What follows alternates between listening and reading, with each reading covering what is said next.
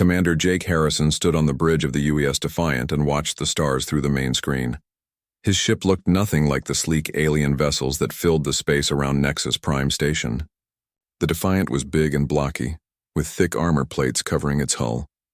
Weapon pods stuck out from its sides like metal thorns. To anyone looking at it, the ship seemed old and crude. But Jake knew better. He had helped design this ship. Every ugly plate and awkward weapon mount had a purpose. The aliens would learn that soon enough. The communication screen lit up with an incoming message. Commander Harrison, please report to Docking Bay 7. The diplomatic meeting is about to begin. Jake straightened his uniform and headed for the shuttle bay. Ambassador Lisa Morgan was already waiting for him, along with Admiral Carl Peterson. Lisa looked nervous as she checked her notes one more time. This meeting would decide humanity's future in the galaxy. Remember, Admiral Peterson said quietly, let them talk. Let them show us what they really think of us. We need to know what we're dealing with. The shuttle ride to Nexus Prime was short but tense. The station was huge, built by a dozen different alien races working together. Ships from across the galaxy docked at its many ports. But none of them looked like the Defiant. Human engineering was different. Human thinking was different. The meeting room was large and cold. Representatives from 20 different species sat around a curved table. At the head of the table sat the Zephyrian delegation. Their leader, Supreme Admiral Vexithari, was tall and thin with blue skin and 4 arms. His species had ruled a large part of the galaxy for over 1,000 years. Ambassador Morgan took her seat and smiled politely. Thank you all for meeting with us today. Humanity is honored to request membership in the Galactic Coalition. Admiral Vexithari looked at her with what might have been amusement. Yes, the humans. We have heard about your interesting attempt at building a warship. A hologram of the Defiant appeared above the table.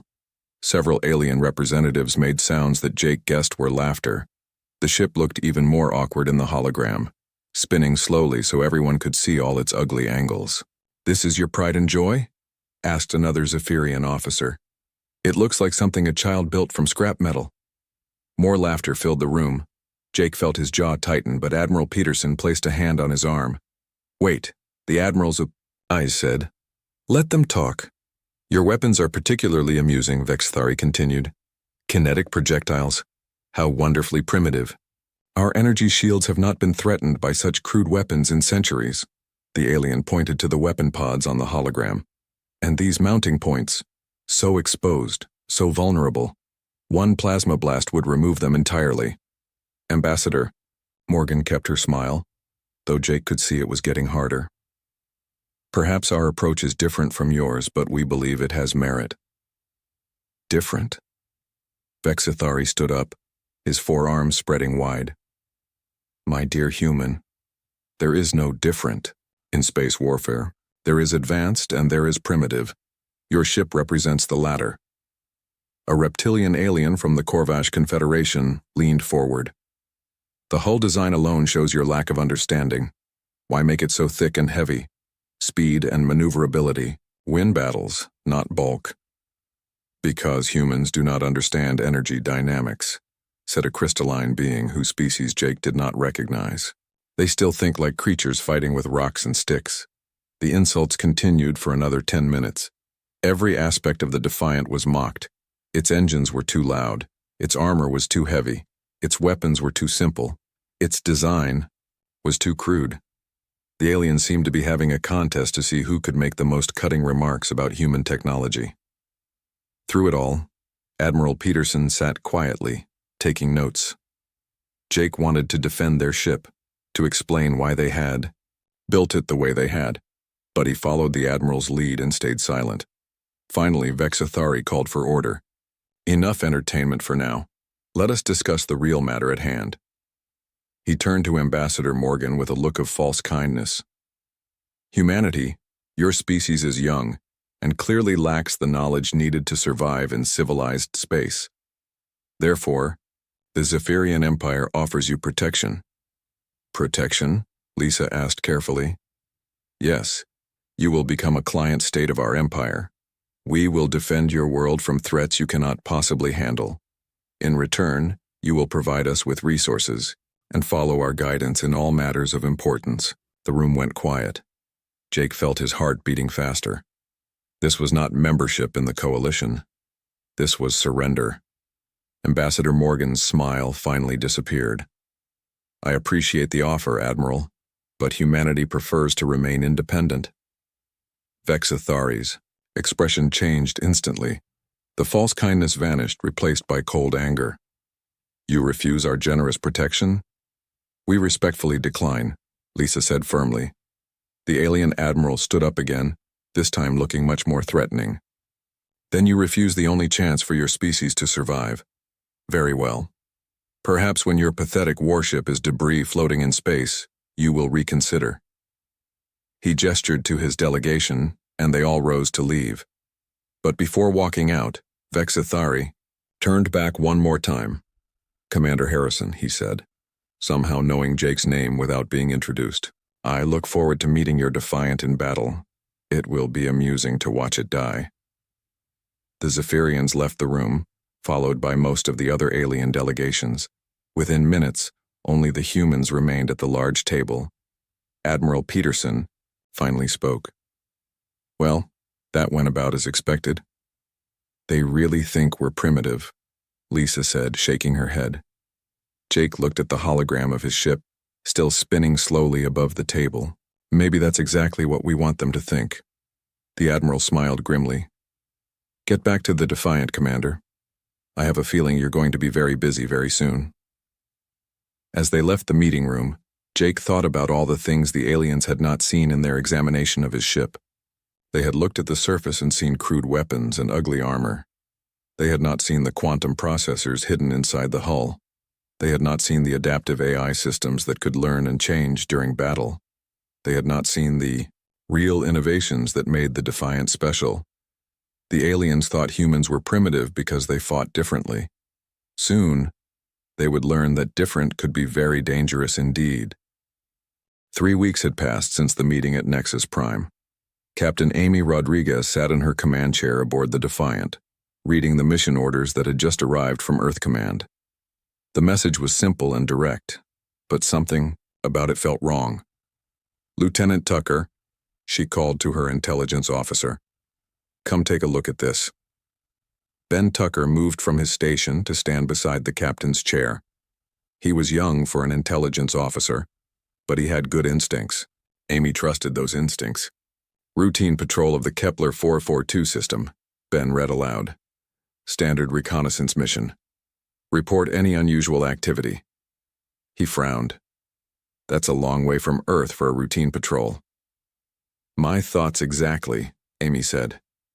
"Why send our only prototype warship to the outer rim for a simple patrol? We have regular scouts for that kind of work." Ben pulled up a star chart on his tablet. The Kepler 442 system was indeed far from Earth, near the edge of explored space. It was also uncomfortably close to Zephyrian territory. "Captain, I need to check something," Ben said. "Give me an hour to dig through our intelligence files." Amy nodded and Ben hurried back to his station. She had learned to trust her crew's expertise. If Ben thought something was suspicious, it probably was. Down in the engine room, Chief Tony Walsh was having problems of his own. The Defiant systems were more complex than anything humans had ever built before. They combined Earth technology with alien components that had been carefully studied and reverse-engineered. Making it all work together was like solving a puzzle. That kept changing. "The quantum processors are running hot again," his assistant engineer reported. "Should I shut them down?" "No," Tony said, wiping sweat from his forehead. "We need them online. The whole ship depends on those processors. Just increase the cooling flow and keep monitoring the temperature." The quantum processors were one of the Defiant's most important secrets. They allowed the ship's systems to adapt and learn during combat. No other species had figured out how to make quantum computers work reliably on a starship. Most aliens thought it was impossible, but humans had always been good at making impossible things work. Tony moved to another console where Dr. Helen Carter was running tests on their most secret weapon. The quantum disruption field generator Looked like a simple metal box, but it could interfere with any energy-based system within several thousand kilometers. "How are the field tests going?" Tony asked. Helen looked up from her work. "Good and bad. The good news is that it works exactly as designed. The bad news is that it uses enormous amounts of power. We can only run it for a few minutes before the ship's main reactor starts to overload." "A few minutes might be enough," Tony said thoughtfully, "especially if we use it at the right moment." "That's what I'm hoping. But Tony, this thing has never been tested in real combat. We're working from theory and computer simulations. What if something goes wrong?" Tony shrugged. "Then we fix it. That's what humans do. We make things work, even when they shouldn't." Back on the bridge, Ben Tucker had finished his research. What he found made his stomach feel cold. "Captain," he said quietly, "we need to talk privately." Amy followed him to her ready room, a small office just off the main bridge. Ben closed the door and activated a privacy screen that would prevent anyone from overhearing their conversation. "It's a trap," Ben said without any introduction. "Someone leaked our patrol route to the Zephyrians." Amy sat down heavily in her chair. "How do you know?" "I checked the communication logs from the past 3 weeks. Our patrol orders were sent through 6 different relay stations before reaching us. That's unusual. Normal orders go through 2 relays at most." Ben pulled up several data files on his tablet. "I also found encrypted transmissions being sent from 3 of those relay stations to known Zephyrian communication hubs. The timing matches perfectly with when our orders were processed." "So they know exactly where we're going and when we'll be there," Amy said. "Yes, and there's more. Long-range sensors have detected a large Zephyrian fleet moving toward the Kepler 442 system. 12 ships, including several heavy cruisers." Amy stared at the tactical display Ben showed her. 12 enemy ships against 1 human vessel. The odds were not good, even with the Defiant's advanced systems. "We could request new orders," Ben suggested. "Ask for a different patrol route." Amy shook her head. "No. If we change course now, they'll know we detected the trap. They'll just set up another ambush somewhere else." "So what do we do?" Amy was quiet for a long moment, thinking. Finally she smiled, but it was not a pleasant smile. "We spring the trap, but not the way they expect." She activated the ship's communication system. "All senior officers to the briefing room. We have a mission to plan." 20 minutes later, the Defiance department heads gathered around the briefing table. Amy had told them about the trap and the enemy fleet waiting for them. 12 ships, said Lieutenant Commander Steve Parker, the weapons officer. "That's a lot of firepower." "It is," Amy agreed. "But they're expecting to fight 1 scared human ship trying to run away.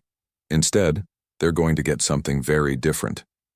She brought up a tactical display showing the Kepler 442 system. "The Zephyrians will position their fleet here near the 4th planet. It's the most logical place to intercept us when we drop out of hyperspace." "Logical for them," said Navigator Lieutenant Kate Adams. "But what if we don't drop out where they expect?" "Exactly," Amy said. "Kate, I want you to plot a course that brings us out of hyperspace right in the middle of their formation. Close enough to touch." The Navigator's eyes went wide. "Captain, the risk of collision, I know the risks. But if we appear where they least expect us, we can cause chaos in their ranks before they can organize a proper attack." Dr. Carter leaned forward. "That would be the perfect time to use the quantum disruption field. If we're close enough, we could disable several of their ships at once." "My thoughts exactly," Amy said. "Steve, what's our weapon status?" "All kinetic cannons are loaded and ready," Parker reported. "Targeting systems are calibrated for close-range combat. If we can get in among them before they react, we can do serious damage." Tony Walsh raised his hand. "Captain, I should warn you. The ship's systems are still being modified. Some of our upgrades are untested in combat conditions." "Will they work?" Amy asked. "They should work, but there's always a chance." "There's always a chance with any new technology," Amy interrupted. "The difference is that human technology is designed to be fixed when it breaks. Alien technology just stops working." She looked around the table at her officers. "The Zephyrians think they're hunting a primitive human ship. They expect us to run, or to fight desperately from a distance. Instead, we're going to get close and hit them hard. It's risky, Ben Tucker said. Everything worth doing is risky, Amy replied. But I'd rather take our chances in a fight than let them destroy us without a battle. The meeting continued for another hour as they planned their attack. Every officer contributed ideas and suggestions. By the time they finished, they had a plan that was both simple and audacious. As the officers left to prepare their departments, Amy remained in the briefing room with her thoughts. In a few hours, they would jump to hyperspace and head for what everyone knew was an ambush. The smart thing would be to call for help or change course. But Amy had not joined the space service to do the smart thing. She had joined to explore the unknown and defend humanity. Sometimes that meant taking risks that others would call foolish. Yao. Zephyrians were about to learn that humans were full of surprises. The Zephyrian fleet hung in space like a pack of hunting wolves. 12 sleek warships formed a perfect crescent around the point where intelligence reports said the human ship would appear. Fleet Admiral Kethmore stood on the bridge of his flagship, the Sovereign's Glory, watching the empty space where his prey would soon arrive. All ships report ready, Admiral, his communications officer announced. Plasma weapons are charged and targeting computers are locked on the emergence point. Kethmore nodded with satisfaction. This would be quick and easy. One primitive human ship against 12 of the Empire's finest warships. The battle would be over in minutes, perhaps seconds. Remember, he broadcast to his fleet, we want wreckage to examine. Try not to vaporize the entire ship immediately. Several of his captains acknowledged with what sounded like amusement. They all thought this was going to be entertaining rather than challenging, but something went wrong with their perfect ambush. Instead of appearing at the predicted location, the human ship materialized directly in the center of their formation. The Defiant dropped out of hyperspace less than a kilometer from the Zephyrian flagship, so close that Kethmore could see the details of its ugly hull through his main viewer. How did they... he began. But events moved too fast for questions. On the Defiance bridge, Captain Amy Rodriguez felt a moment of satisfaction as she saw the shocked expressions on alien faces through her screen. Her navigator, Lieutenant Kate Adams, had pulled off an impossible maneuver, bringing them out of hyperspace precisely where they needed to be. All weapons, fire at will, Amy ordered. Dr. Carter, activate the disruption field. The space around them exploded into chaos. The Defiant's kinetic cannons began firing tungsten rods at incredible speed. The projectiles were simple chunks of metal, but they hit with the force of small asteroids. The first target was a Zephyrian cruiser called the Stellar Wrath, positioned just 200 meters away. The tungsten rods punched through the alien ship's energy shields like they were not even there. The Zephyrians had never encountered weapons that could ignore their defensive systems. Their shields were designed to stop energy beams and plasma bolts, not solid projectiles moving at relativistic speeds. Lieutenant Commander Steve Parker watched his targeting display with grim satisfaction as the Stellar Wrath's hull began to rupture. Atmosphere vented from multiple holes as the kinetic rounds tore through the ship's interior. Within seconds, the cruiser was listing badly and falling out of formation. Target destroyed, Parker reported. Moving to next target. But the Zephyrians were not helpless. Even shocked by the human ship's unexpected appearance, they began to return fire. Plasma beams lanced out from multiple ships, converging on the Defiant from all directions. The alien weapons should have melted the human ship instantly. Zephyrian plasma cannons were among the most powerful energy weapons in the galaxy. But something strange happened when the beams hit the Defiant's hull. Instead of burning through the armor, the plasma energy seemed to spread across the ship's surface and disappear. The quantum-enhanced armor that the aliens had mocked as primitive was actually absorbing their weapon fire and redirecting the energy harmlessly into space.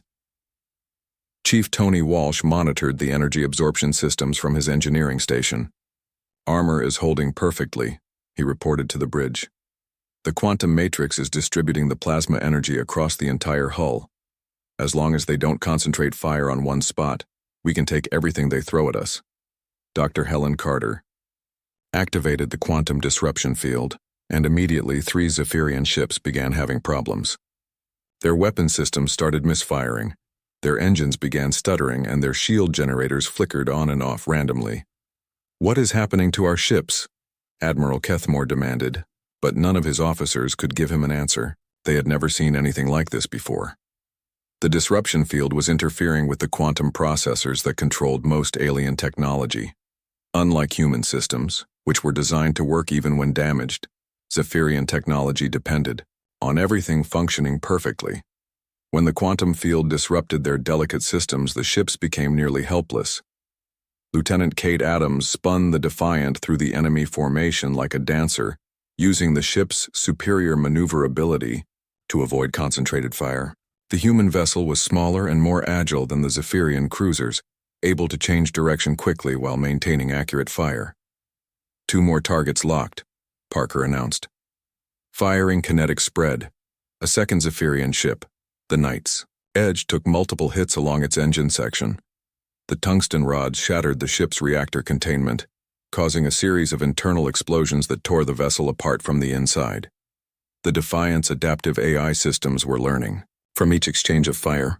Every time the Zephyrians tried a new attack pattern, the human ship's computers analyzed it and developed a counter-response. Within minutes, the AI was predicting enemy moves before they happened. "Their plasma cannons have a 2-second charging cycle," the AI reported to Parker. "Recommend evasive pattern Delta 7 to avoid incoming fire."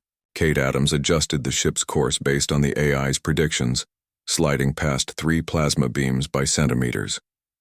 The Zephyrians were firing at where the human ship had been, not where it was going to be.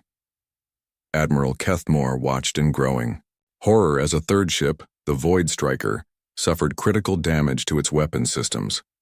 The human ship seemed to anticipate every move his fleet made. Worse, their weapons were doing terrible damage while his own plasma cannon seemed nearly useless against the primitive-looking armor. "All ships, concentrate fire on the human vessel," he ordered. "Ignore everything else and destroy that ship." But concentrating their fire meant moving into closer formation, which played directly into human hands. The tighter the Zephyrian ships grouped together, the more effective the Defiant's area weapons became. Dr. Carter overloaded the quantum disruption field, creating a massive pulse that disabled 4 ships simultaneously. The energy surge burned out several of the Defiant's own systems, but the damage to the enemy was devastating. "Field generator is offline," Carter reported, "but we got them good." 2 more Zephyrian cruisers, the Star Piercer and the Cosmic Blade, collided when their navigation systems failed at the same time. The impact destroyed both ships in a spectacular explosion that lit up the entire battlefield. Parker targeted the disabled ships with precision strikes, his kinetic rounds finding weak points in their armor and cutting through vital systems. The Zephyrian vessels had been designed to fight energy-based weapons, not solid projectiles that could punch through any defense. In less than 10 minutes, the battle was over. 4 Zephyrian ships were completely destroyed, 3 more were crippled and drifting helplessly, and the remaining 5 were retreating as fast as their engines could carry them. The Defiant had suffered only minor damage. A few armor plates were scorched by plasma fire, and some secondary systems needed repair, but the ship was still fully combat capable. Admiral Kethmore stared at his tactical display in disbelief. His mighty fleet had been defeated by a single human ship that looked like it had been built in a scrapyard. Everything he thought he knew about warfare had just been proven wrong. "Signal retreat," he ordered quietly. All ships returned to base immediately. As the surviving Zephyrian vessels limped away, Captain Rodriguez allowed herself a small smile. The first test of human military technology had been a complete success. The aliens had learned that primitive and effective were not the same thing. "Set course for home," she ordered, "and send a message to Earth Command. Tell them the Defiant is ready for anything they want to throw at us." The news of the Defiant's victory spread through Zephyrian space like wildfire. On the capital world of Zephyria Prime, Emperor Zalthek sat on his crystal throne, listening to Admiral Kethmore's report with growing fury. "You are telling me that one human ship destroyed 4 of our cruisers?" The Emperor's voice was dangerously quiet. "4 of our finest warships, defeated by primitives?" Kethmore knelt before the throne, his forearms spread in submission. Your Majesty, their technology is not what we expected. Their weapons ignore our shields completely, and their ship seems to adapt to our tactics in real time. Excuses, Zalthek hissed. You had 12 ships against one enemy vessel. There is no excuse for such failure. The Emperor stood up from his throne, his tall frame casting a shadow over the kneeling admiral. Summon Admiral Vexathari.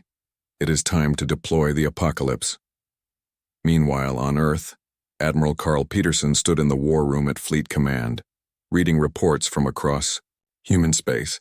The victory at Kepler 442 had bought them time, but not much. Intelligence sources reported massive Zephyrian fleet movements throughout their territory.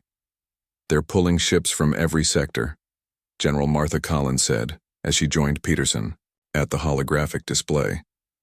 Whatever they're planning, it's big. Peterson nodded grimly. The Defiant proved our technology works, but one ship can't fight an entire empire. How many more prototypes can we have ready in the next 6 months? 3, maybe 4 if we push the construction crews to their limits. But Admiral, even 5 ships like the Defiant won't be enough if they bring their full fleet against us. The Admiral studied the star charts showing Zephyrian territory. Then we don't fight their full fleet. We make them spread out, chase shadows, waste resources on the wrong targets. In deep space, the Defiant was already putting this strategy into action. Captain Amy Rodriguez had volunteered for the most dangerous mission possible, taking the fight directly into enemy territory.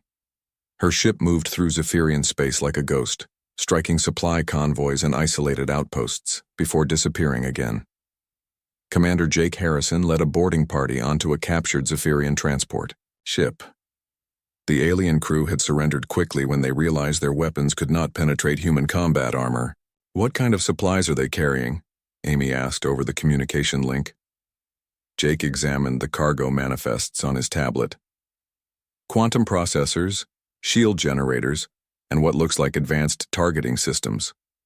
This stuff is heading for their main fleet base. Not anymore, Amy said with satisfaction. Dr. Carter, what can you learn from those processors? Helen Carter was already examining one of the alien devices. These are more advanced than what we captured before. If I can reverse engineer them, we might be able to improve our own systems significantly. The Defiant's raids were having effects beyond just the military damage. Word was spreading throughout Zephyrian space that the mighty empire could not protect its own shipping lanes. Client species that had been forced into submission began to wonder if the time for rebellion had come. On the mining world of Karak 7, the local governor received another report of human attacks. The third convoy this week, he muttered to his aide. How is one ship doing this much damage? Perhaps the humans have more ships than we thought, the aide suggested. Or perhaps our intelligence was completely wrong about their capabilities. The governor looked out his window at the alien workers in the mines below. They had been quiet lately, but he could sense their growing restlessness.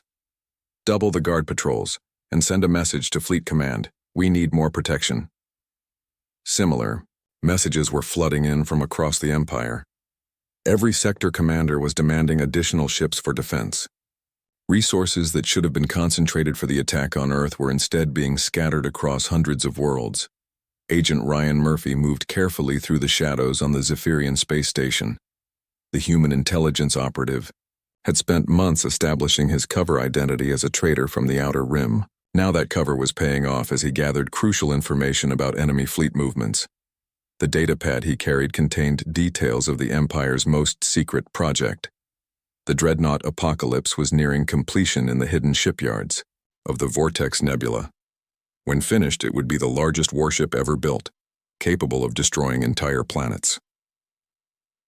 Ryan transmitted the data in a burst transmission to a relay satellite, then destroyed his equipment. His mission was complete, but getting off the station alive would be another challenge entirely. Back on the Defiant, the crew was feeling the strain of constant combat. They had been behind enemy lines for 2 months, fighting almost every day. But their efforts were working. Intelligence reports showed that Zephyrian fleet strength was being diverted from the planned Earth invasion to defend their own territory. We're making them react instead of act, Amy told her senior officers.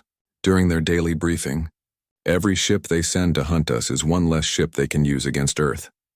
Lieutenant Commander Steve Parker looked tired but determined. The kinetic cannons are holding up well, but we're running low on tungsten rounds. We'll need to find a supply source soon. There's a Zephyrian ammunition depot in the Rigel system, Ben Tucker reported. Lightly defended, mostly automated. We could raid it for raw materials. Amy nodded. Plot a course. But first, Dr. Carter, what's the status on those captured quantum processors? Helen looked up from her workstation. I figured out how they work. The Zephyrians use a completely different approach to quantum computing than we do. Their systems are more powerful, but also more fragile. If we can combine their processing power with our adaptive design, we get the best of both technologies, Amy finished. How long do you need? Give me 3 days and I can have a prototype ready for testing. The modifications Dr. Carter developed would prove crucial in the battles to come. By combining human adaptability with alien processing power, the Defiant systems became even more effective at countering enemy tactics, but the Zephyrians were adapting too. Deep in the Vortex Nebula, work on the Apocalypse proceeded around the clock. Emperor Zalthek had ordered the project's completion accelerated, regardless of cost. Admiral Vexithari supervised the final installations personally. How long until the main weapon is operational? He asked the chief engineer. 2 weeks, Admiral. The planet killer cannon requires precise calibration of 17 separate focusing crystals. You have 1 week, Vexithari said coldly. The Emperor grows impatient, and I will not be the one to tell him we need more time. The engineer bowed nervously. Yes, Admiral. We will work faster. As the Apocalypse neared completion, other parts of the Empire were falling apart. 3 client species had declared independence in the past month. Zephyrian troops were being withdrawn from frontier worlds to protect the core systems. Trade, routes that had operated safely for centuries, were now dangerous due to human raids and alien rebellions. On Earth, Admiral Peterson watched the intelligence reports with growing hope. They're overextending themselves, he told General Collins, trying to be strong everywhere but ending up weak everywhere instead. It's working, Martha agreed. But our sources say they're building something big in the Vortex Nebula. If they complete that project, then we make sure they don't complete it, Peterson said firmly. Contact Captain Rodriguez. It's time for the Defiant to pay a visit to that nebula. The message reached the Defiant as it finished its raid on the ammunition depot. Amy read the new orders with a mixture of excitement and concern. The Vortex Nebula was heavily defended and intelligence about the target was limited, but the mission could end the war before the Zephyrians could bring their full power to bear against Earth. It was worth the risk. All hands prepare for hyperspace jump, Amy announced over the ship's communication system. We're going deep into enemy territory for our biggest mission yet. The Defiant turned toward the Vortex Nebula, carrying humanity's hopes into the heart of the Zephyrian Empire. The Vortex Nebula was a swirling mass of purple and gold gas clouds that stretched across 3 star systems. Hidden deep within its center was the most secret shipyard in the Zephyrian Empire. And at that shipyard, the dreadnought Apocalypse waited like a sleeping giant. Captain Amy Rodriguez studied the massive ship through the Defiant sensors. The Apocalypse was 10 times larger than her vessel, bristling with enough weapons to destroy entire fleets. Its armor was thicker than most ship hulls, and its shields could probably stop anything the galaxy could throw at it.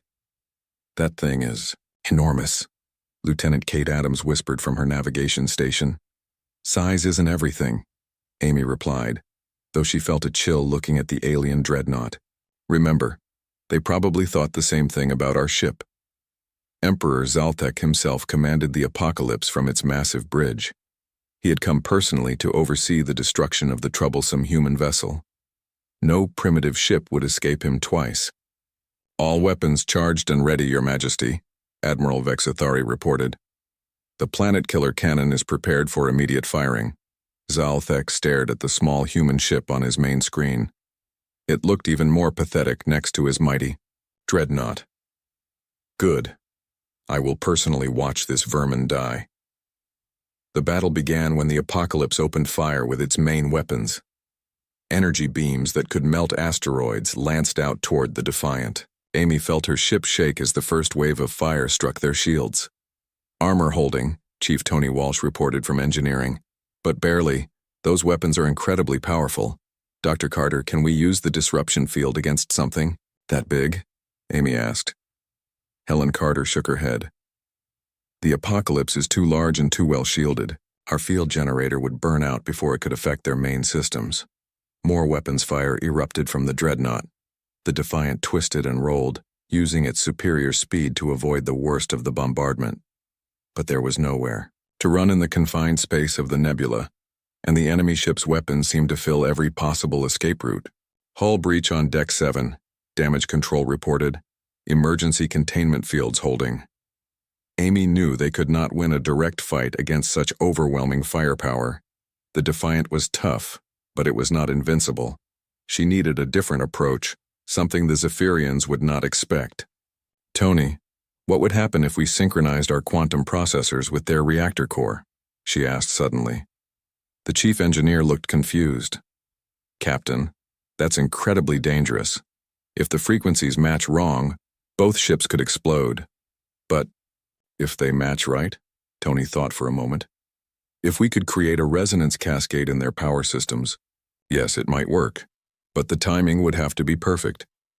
Dr. Carter overheard the conversation from her station. I can modify the disruption field generator to create a quantum resonance beam. But I'll need to scan their reactor signature. First, do it, Amy ordered. Kate, get us closer to that monster. The navigator's eyes went wide. Closer. Captain, they're already shooting at us with everything they have.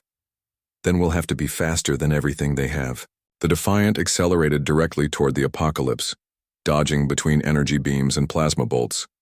The alien gunners could not believe what they were seeing. No sane captain would fly directly at a dreadnought. But Amy Rodriguez was counting on human unpredictability. While the Zephyrians tried to understand her tactics, she was getting close enough for Dr. Carter to scan their reactor. Got it, Helen announced. Their power core uses a quantum singularity contained by magnetic fields. If I can destabilize the containment, how long do you need? Amy asked as another energy beam nearly clipped their port wing. 2 minutes for the modifications, then another minute to charge the resonance beam. You have it. Amy switched to the ship-wide communication system. All hands prepare for emergency maneuvers. We're about to try something that's never been attempted before. On the Apocalypse, Emperor Zalthek was growing frustrated. The human ship should have been destroyed by now. Instead, it continued to dance around his weapons fire like a small bird avoiding a giant predator. Why is it not dead yet? He demanded. The ship is faster than our targeting computers predicted, Vexathari admitted, and their pilot seems to anticipate our firing patterns. Then stop trying to be precise. Fill the entire area with weapons fire. Destroy everything. The Apocalypse unleashed its full arsenal, hundreds of energy beams, plasma bolts, and missile. Warheads filled the space around the Defiant.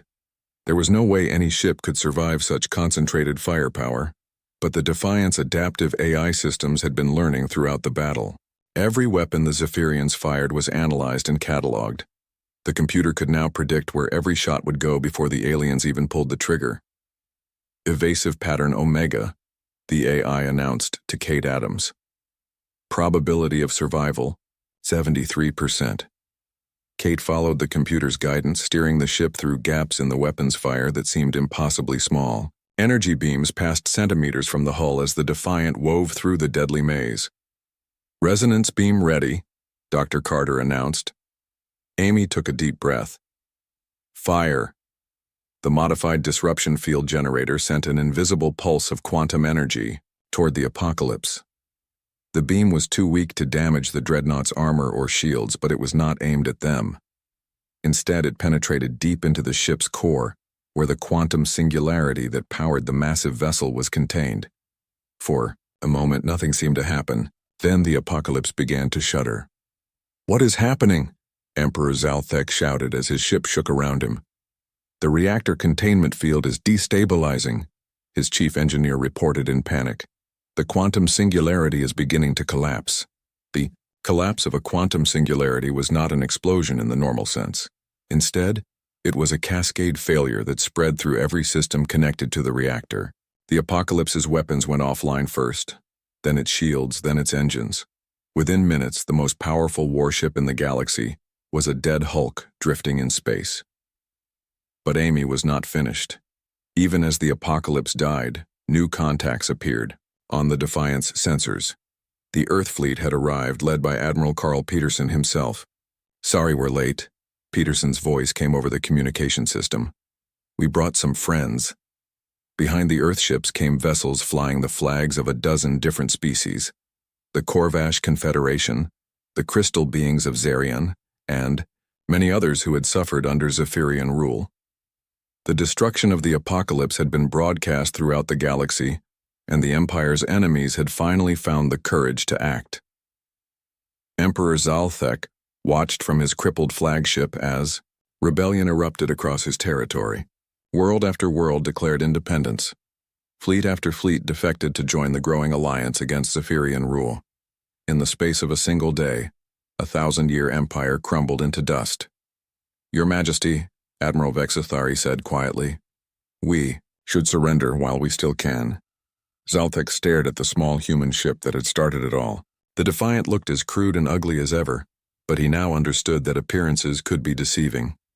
"Signal our surrender," he said finally. "The war is over." 6 months later, Commander Jake Harrison, now promoted to Admiral, stood on the observation deck of Nexus Prime Station. Where once there had been only alien ships, now human vessels moved freely among vessels from dozens of species. The galaxy had learned that being different was not the same as being primitive. Humanity's approach to technology and warfare had seemed crude to species that relied on energy and elegance. But crude could be effective, and effective was what mattered in the end. The Defiant hung in space near the station, no longer alone. Around it floated the growing human fleet, each ship incorporating lessons learned from that first desperate battle. But the original prototype remained special, a reminder that sometimes the best solution was the one nobody expected. "Admiral," Harrison smiled as he watched a group of young alien engineers studying the human ships. They were trying to understand how primitive technology had defeated the most advanced empire in the galaxy. The answer was simple, though it would take them years to learn it. Humans did not just build machines.